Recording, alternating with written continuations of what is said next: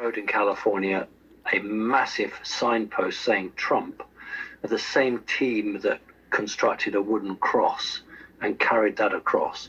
So there were special operations teams, as Charlie says, that were put in there not to cause violence, but to seek to gain information, because these laptops that the Dems have are given to them, and they are all the same. They're all the same with their own code number in them.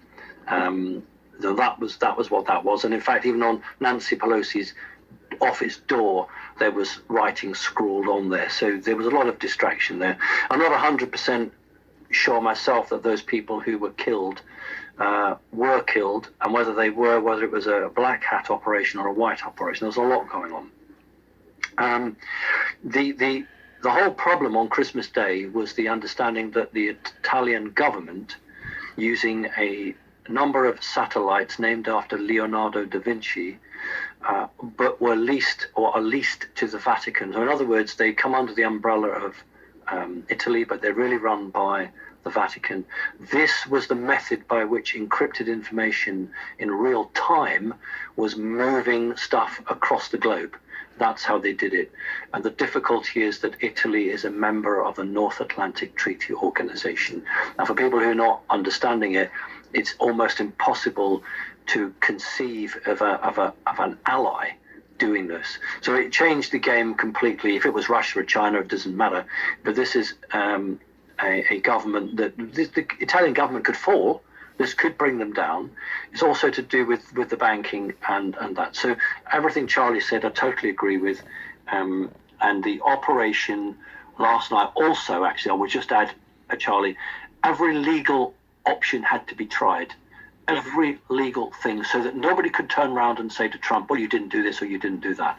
And I know that Trump then went to Texas to one of the command posts, and I can tell you that, what time is it now? 5 o'clock our time. For the last 5 or 6 hours, there has been an incommunicado meeting in that base to decide what's going to happen. Well, that leads to the next question, but let me also interject. Charlie's won his bet.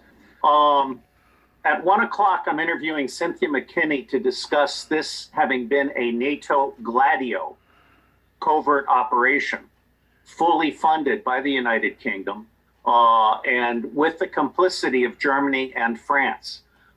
This is a huge, huge thing. And the military-industrial complex is the one using NATO as a front to take down the president. At least that's what I think Cynthia's going to say. All right, here's my second question. This time we'll reverse it, and we'll ask Simon to answer first in 3 minutes. What's going to happen between now and the 20th of January?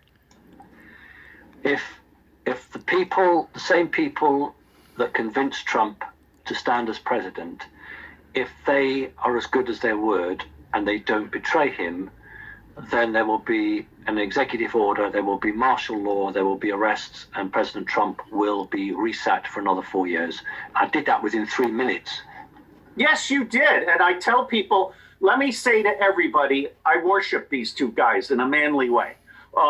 And you absolutely should be following them, and you should also be embedding their BitChutes, not their YouTubes, because the YouTubes are going to go gray one day. The BitChute, where the CEO is my personal friend, we may build Web 3.0 around BitChute. If people are looking for a place to invest money,